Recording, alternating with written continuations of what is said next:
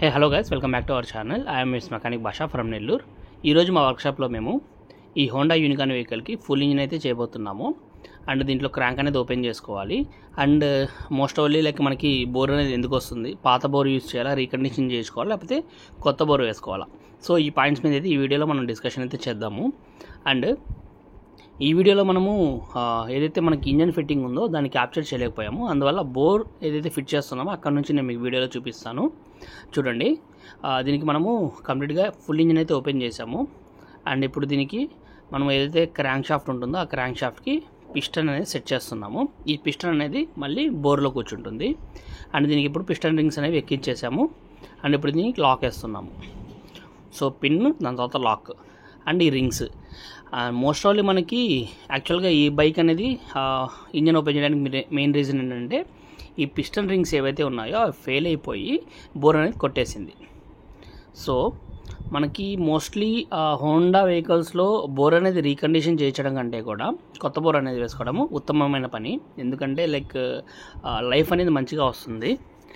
ఇప్పుడు మీకు ఇదేనండి, కొత్త బోర్ అయితే వేస్తున్నాము. పాత బోర్లకి మంచిగానే ఉంది, 0.25.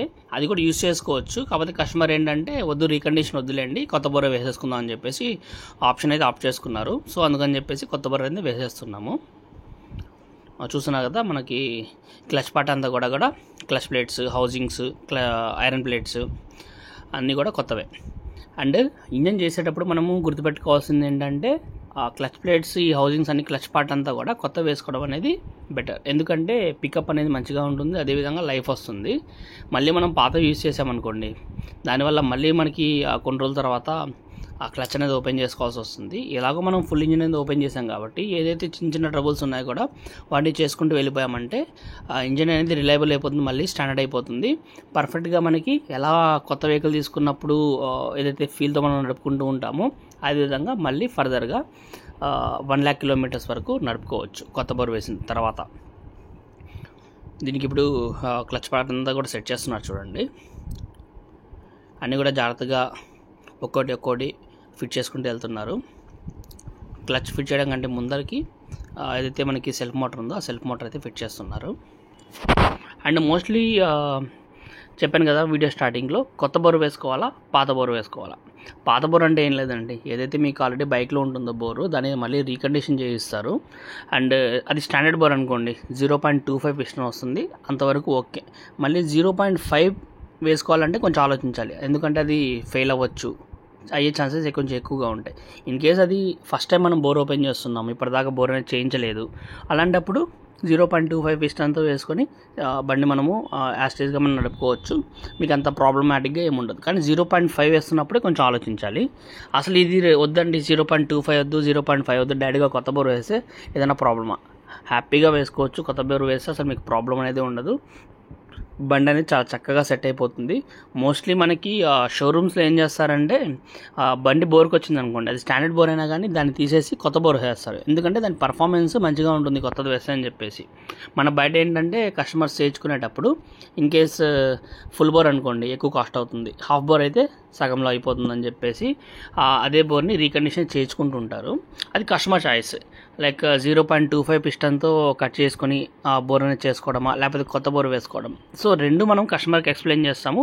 రెండిట్లో ఏదైతే కస్టమర్ కన్వీనియన్స్గా ఉందో అలా అయితే చేసుకోవచ్చు కస్టమరు. నా ప్రిఫరెన్స్ ఏంటంటే స్టాండర్డ్ బోర్ ఉందంటే ఖచ్చితంగా ఫస్ట్ కస్టమర్కి ఎక్స్ప్లెయిన్ చేస్తాను. 0.25 వేసుకుంటే మీకు బండి ఎలా ఉంటుంది, స్మూత్నెస్ ఎలా ఉంటుంది, ఏదైనా అదర్ ప్రాబ్లమ్స్ వస్తాయా లేదా అని చెప్పేసి ఫస్ట్ ఎక్స్ప్లెయిన్ చేస్తాను. అదేవిధంగా కొత్త బోర్ వేస్తే మీకు బండి కండిషన్ ఎలా ఉంటుంది, రన్నింగ్ ఎలా ఉంటుంది. సో ఈ రెండింటి మీద డిఫరెన్స్ చెప్పి కస్టమర్ ఏదైతే ఓకే చెప్తారో దానికే చేసేస్తామన్నమాట. సో ఈ కస్టమర్కి రెండు ఎక్స్ప్లెయిన్ చేసాము. సో కస్టమర్ కొత్త బోర్ అయితే వేసేసుకుందాం సార్ అన్నారు, అందుకని చెప్పేసి దీని కొత్త బోర్ అయితే మనం వేసేస్తున్నాము. సో బోర్ అనేది సెట్ అయిపోయింది, నీట్గా ఎక్కిచ్చేసాము. ఇది వచ్చేసి హెడ్. ఆబ్వియస్లీ మనకి బోర్ చేస్తున్నామంటే హెడ్ ఖచ్చితంగా చేయించాలి. హెడ్ ల్యాపింగ్ కానివ్వండి, దాంట్లో ఉండే వాల్స్, గైడ్స్ కానివ్వండి, వాల్ సీల్స్ ఇవన్నీ కూడా కొత్తవి అయితే వేసేసుకోవాలి. బండి మంచిగా స్మూత్నెస్ అయితే వచ్చేస్తుంది అనమాట. సో ఇప్పుడు దీనికి హెడ్ అయితే ఎక్కిచ్చేసాము. Mostly half of the work అయిపోయిందండి, ఎందుకంటే క్లచ్ ఆల్రెడీ సెట్ అయిపోయింది, బోర్ ఎక్కిచ్చేసాము, హెడ్ ఎక్కిచ్చేసాము. నెక్స్ట్ ఇంకా ఫిట్టింగ్ చేసుకుంటూ వెళ్ళిపోవడమే. అండ్ దీంట్లో క్యామ్ షాఫ్ట్ ఒకటి ఉంటుంది. ఆ క్యామ్ షాఫ్ట్ అనేది మనము కొంచెం జాగ్రత్తగా చూసుకొని వేసుకోవాలి. ఇన్ కేస్ అది కానీ మనకి ఎక్కువగా నాయిస్ చేస్తుండి బాగా రఫ్ అయితే మాత్రము దాని అనేది కొత్తది అయితే రీప్లేస్ చేసేసుకోండి. ఎందుకంటే క్యామ్ షాఫ్ట్ అనేది చాలా ఇంపార్టెంట్. ఈ క్యామ్ షాఫ్ట్ అనేది కరెక్ట్గా లేదనుకోండి మన టైమింగ్ మిస్ అవుతుంది. టైమింగ్ మిస్ అయిందంటే ఆబ్వియస్లీ మనకి వాల్స్ దగ్గర నుంచి పిస్టన్ వరకు అన్ని ప్రాబ్లమ్స్. ఎందుకంటే ఆ టైమింగ్ అనేది అంత ఇంపార్టెంట్ అనమాట. నెక్స్ట్ నేను మీకు ఫర్దర్గా చూపిస్తాను చూడండి. ఆ టైమింగ్ చైన్ అనేది ఎలా వేస్తున్నాము, దాన్ని ఏ లెవెల్లో పెట్టుకోవాలని అన్నీ చూపిస్తాను. ఇది వచ్చేసి రాకర్స్ కూడా దీనికి కొత్తవే అనమాట. So almost half of the work is completed. Next ఇప్పుడు మనకి ఏదైతే లెఫ్ట్ సైడ్ ఉంటుందో లెఫ్ట్ సైడ్ మనకి టైమింగ్ చైన్ పార్ట్ అంతా కూడా ఇప్పుడు చేసుకోవాలి. అండ్ మనం ఫిట్టింగ్ చేసేటప్పుడు ఓవర్ ఫిట్ అనేది చేయకూడదండి. ఎందుకంటే ఓవర్ ఫిట్ చేసామంటే మళ్ళీ ఓపెన్ చేసేటప్పుడు కానీ లేకపోతే క్రాక్లు వచ్చే అవకాశాలు ఎక్కువగా ఉంటాయి టైట్గా ఫిట్ చేస్తే. అందుకని చెప్పేసి మీడియం టైట్ అయితే చేయాలి, మరి ఓవర్ టైట్ అనేది చేయకూడదు. సో ఇదంతా కూడా మీడియం టైట్ అనమాట. ఓవర్ టైట్ చేసామంటే ఏమవుతుందంటే అంతా కూడా అల్యూమినియం కాబట్టి క్రాక్స్ వచ్చే అవకాశం ఉంటుంది. అక్కడ నుంచి మళ్ళీ ఆయిల్ అనేది లీక్ అవుతూ ఉంటుంది. సో ఇదంతా కూడా మీడియం టైట్.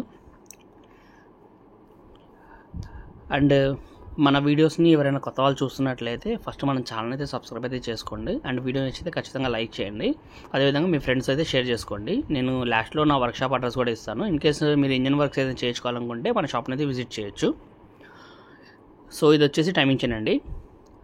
ఈ టైమింగ్ చైన్ అనేది కింద మనకి ఏదైతే క్రాంక్ షాఫ్ట్ ఉందో క్రాంక్ షాఫ్ట్ నుంచి పైన క్యామ్ షాఫ్ట్ ఉంటుంది. ఈ రెండింటికి మధ్య కనెక్టర్ అనమాట. ఓకేనా, చూడండి జాగ్రత్తగా ఫిట్ చేసుకోవాలి. టైమింగ్ చైన్ కూడా టైమింగ్ అనేది ఇంపార్టెంట్. ఎందుకంటే మనకి వాల్స్ అనేవి ఓపెన్ అండ్ క్లోజ్ చేయడంలో ఈ టైమింగ్ చైన్ అనేది చాలా క్రూషియల్ ఇంపార్టెంట్ రోల్ అనేది ప్లే చేస్తుంది. దీన్ని ఏమాత్రం మనం తప్పుగా ఫిట్ చేసినా కానీ బైక్లో సౌండ్ అయితే స్టార్ట్ అయిపోతుంది. దీనివల్ల కూడా మనకి టైమింగ్ చైన్ కరెక్ట్గా లేకపోవడం, ఇది కొట్టేసిన తర్వాత కూడా బోర్కి వచ్చిన సందర్భాలు చాలా ఉన్నాయి బైక్స్కి. సో అందుకని చెప్తున్నాను. అండ్ టైమింగ్ చైన్ కూడా మనకి పీరియాడిక్గా చేంజ్ చేసుకున్న ఐటమ్ అయితే కాదనమాట. ఇన్ కేస్ లైక్ మనకి అది బాగా లూజ్ అయిపోయి అండ్ దాన్ని మార్చాల్సి వచ్చిన అవసరం ఉన్నప్పుడు మాత్రమే మార్చుకుంటే సరిపోతుంది. ఈ బైక్ మనం కొత్తగా బోర్ చేస్తున్నాం కాబట్టి కంప్లీట్గా కొత్తది అయితే వేసేస్తున్నాము. సో టైమింగ్ చైన్ అనేది సెట్ చేసేసాము. దీన్ని ఇప్పుడు లెవెల్ పెట్టుకోవాలి. ఇదిగోండి ఇది లెవెల్ అనమాట.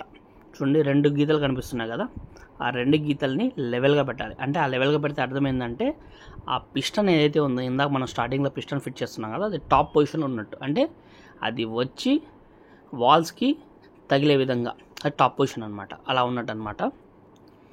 ఇప్పుడు దీనికి మ్యాగ్నెట్ అనేది వేసేసి కూర్చోబెట్టేస్తారు. అంటే ప్లగ్ మోస్ట్లీ మనకి బైక్స్లో మన ప్లగ్ చూసే బండి అనేది మైలేజ్ ఇస్తుందా లేదని చెప్పేయచ్చు. ఈ బైక్ అనేది మైలేజ్ అనేది లేదు యాక్చువల్గా. అండ్ ఎలాగో మనం ఇంజన్ అనేది చేస్తున్నాం కాబట్టి ఆ ప్లగ్ కూడా కొత్తది అయితే వేయాలి, పాతది మాత్రం యూజ్ చేయొద్దు. ఇన్ కేస్ అది కొంచెం మీకు బాగలేదు అనిపించినా కానీ దాన్ని పక్కన పడేయండి, కొత్త ప్లగ్ అయితే యూజ్ చేయండి, పాత ప్లగ్ యూజ్ చేయొద్దు. ఓకేనా. సో ప్లగ్ అనేది ఎక్కిచ్చేసాము. నెక్స్ట్ దీంట్లో ఇంజన్ అనేది వేయాలి. చూడండి క్లచ్ కవర్ కూడా ఎక్కిచ్చేసాము. సో ఇప్పుడు మనకి ఆయిల్ అయితే వేసేసుకోవాలి. ఆయిల్ అనేది మనము పైనుంచి పోసేసుకోవచ్చు, ఎందుకంటే ఇంజన్ అంతా ఓపెన్ చేసాం కాబట్టి కొంచెం తడవాలి కాబట్టి ఇంజన్ హెడ్ అంతా కూడా ఇంజన్లో పైనుంచి ఆయిల్ అనేది పోర్ చేసేద్దాము. అండ్ ఈ ప్లగ్ కూడా ఓవర్టైట్ చేయకూడదు. ఓవర్టైట్ చేస్తే మళ్ళీ అది స్టక్ అయిపోతుంది, మళ్ళీ తీసేటప్పుడు ఇబ్బంది పడతారు. సో ఆయిల్ అయితే నేను ఆబ్వియస్లీ క్యాస్ట్రాలే యూస్ చేస్తాను, అదర్ ఆయిల్ యూస్ చేసేది లేదు. ఇన్కేస్ కస్టమర్ ఏదైనా అదర్ ఆయిల్ యూస్ చేయండి అని చెప్పి సజెషన్ ఇస్తే తప్ప నేను అదర్ ఆయిల్ యూస్ చేయను. మనం ఎక్కువగా యూస్ చేసేది క్యాస్ట్రాలే. సో ఇలా మనం ఆయిల్ పైనుంచి పోయడం వల్ల యూజ్ ఏంటంటే ఆల్రెడీ మనము హెడ్ అంతా ఓపెన్ చేసాం కదా, ఇక్కడ పైనుంచి పోసినప్పుడు ఆయిల్ అంతా కూడా పైనుంచి కింద వరకు దిగుతుంది. అండ్ ఏదైతే పార్ట్స్ ఉన్నాయో అన్నీ ఆయిల్లో కొంచెము తడుస్తాయని చెప్పేసి. సో ఆయిల్ అయితే పోసేసాము. నెక్స్ట్ ఇప్పుడు దీనికి హెడ్ కవర్ అనేది ఎక్కిచ్చేసేయాలి. అండ్ మోస్ట్లీ మనకి షైన్ అండ్ యూనికార్న్ వెహికల్స్లో మనకి హెడ్ ఓరింగ్ ఏదైతే ఉంటుందో అది ఎక్కువగా ఫెయిల్ అవుతుంది, అక్కడ నుంచి ఆయిల్ అనేది బయటికి కొట్టేస్తూ ఉంటుంది. సో దాన్ని కొంచెం జాగ్రత్తగా గమనించుకోవాలి. ఇది వచ్చేసి మ్యాగ్నెట్ అంటారు దీన్ని, మ్యాగ్నెట్ సైడ్. ఇప్పుడు ఎక్కించింది మ్యాగ్నెట్, ఇది వచ్చేసి మ్యాగ్నెట్ కవర్ ప్యాకింగ్ అనమాట. మనకి యాక్చువల్గా పవర్ అంతా కూడా ఇక్కడ నుంచే జనరేట్ అవుతుంది. చూడండి మీకు ఏదైతే ఈ రాగిది కనిపిస్తుంది కదా, ఇది వచ్చేసి కాయిల్ అనమాట.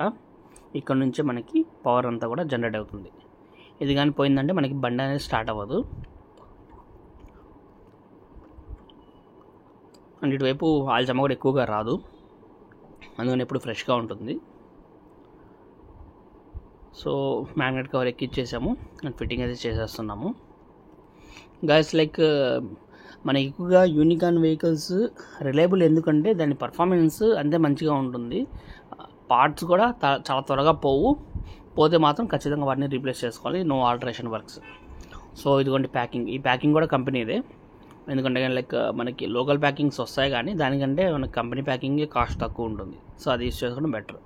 ఓవరాల్గా ఇంజన్ ఫిట్టింగ్ అయితే చేసేసాము. సో జస్ట్ మనకి ట్యూనింగ్ చేసుకుంటున్నాము. అయితే మనకు తిప్పుతున్నాను కదా, అక్కడ ట్యూనింగ్ ఉంటుంది, అక్కడ ట్యూనింగ్ చేసుకోవచ్చు. మనకి ఎంత ఆర్పిఎం కావాలి అంతా కూడా సెట్ చేసుకోవచ్చు అనమాట. ఎందుకంటే బోర్ చేసిన తర్వాత ఆర్పిఎంని కరెక్ట్గా ఎగ్జాక్ట్గా సెట్ చేసుకోవాలి, లేకపోతే మైలేజ్ రాదు. సో ఇదండి కంప్లీట్గా బైక్ అయితే ఇప్పుడు మనము వాటర్ వాష్కి అయితే పంపించేస్తాము. ర్యాంప్ పైన దించేసి వాటర్ వాష్కి కూడా పంపించే ముందర దీన్ని కొంచెము రన్నింగ్లో పెట్టాలంటే కూలింగ్లో పెట్టాలన్నమాట. కూలింగ్లో పెట్టిన తర్వాత ఆ వాటర్ వాష్కి అయితే పంపించాలి. సో ఒకసారి బీటింగ్ అనేది చెక్ చేసుకుంటున్నాము, అంతా కూడా పర్ఫెక్ట్గా సెట్ అయిపోయింది. సో ఫైనల్లీ వాటర్ వాష్కి అయితే వచ్చేసింది వెహికల్. నీట్గా మనకి డోర్ అంతా కూడా ఓపెన్ చేసేసి ఏదైతే లైక్ ఫోమ్ అంతా కూడా నీట్గా పెట్టించేసి నీట్గా వాటర్ వాష్ అయితే చేపించేస్తాం. ఎందుకంటే ఆయిల్ మచ్చలు అంతా కూడా పడేసి ఉంటాయి. సో ఆయిల్ అంతా కూడా నీట్గా వెళ్ళే విధంగా వాటర్ వాష్ చేపించి ఈ వెహికల్ అయితే కస్టమర్కి డెలివరీ ఇవ్వడం జరుగుతుంది. అండ్ వాటర్ వాష్ చేసేటప్పుడు మనం గుర్తుపెట్టుకోవాల్సింది ఏంటంటే, మనకి ఏదైతే సీట్ ఓపెన్ చేసాం కదా, ఆ సీట్ ఓపెన్ చేసిన తర్వాత ఇక్కడ ఏదైతే ఎయిర్ ఫిల్టర్ బూట్ ఉంటుంది, ఆ బూట్ దగ్గర వాటర్ అనేది వెళ్ళకుండా ఏదైనా క్లాత్ అనేది అడ్డం పెట్టాలి. అడ్డం పెట్టి వాటర్ వాష్ అయితే చేయించాలి. లేదంటే అక్కడ ఎయిర్ అనేది బ్లాక్ అయిపోయి బండి అనేది పికప్ ఇష్యూస్ ఉంటాయన్నమాట. సో దాన్ని అయితే నీట్గా దగ్గరుండి వాటర్ వాష్ అయితే చేయించడం జరిగింది. సో మీరు కూడా మీ బైక్కి రీస్టోరేషన్ వర్క్స్ కానివ్వండి, ఇంజిన్ వర్క్స్ కానీ చేయించుకోవాలనుకుంటే మన వర్క్షాప్ని అయితే విజిట్ చేయండి. మా షాప్ అడ్రస్ వచ్చేసి Babu auto works, opposite to hotel Riyaz, near to VRC centre, Acharya street, Nellore. Contact number అయితే డిస్క్రిప్షన్లో అయితే ఇచ్చాను. మీకు ఏదైనా డౌట్స్ ఉన్నా కానీ నాకు కాల్ చేయొచ్చు. So thank you for watching my video.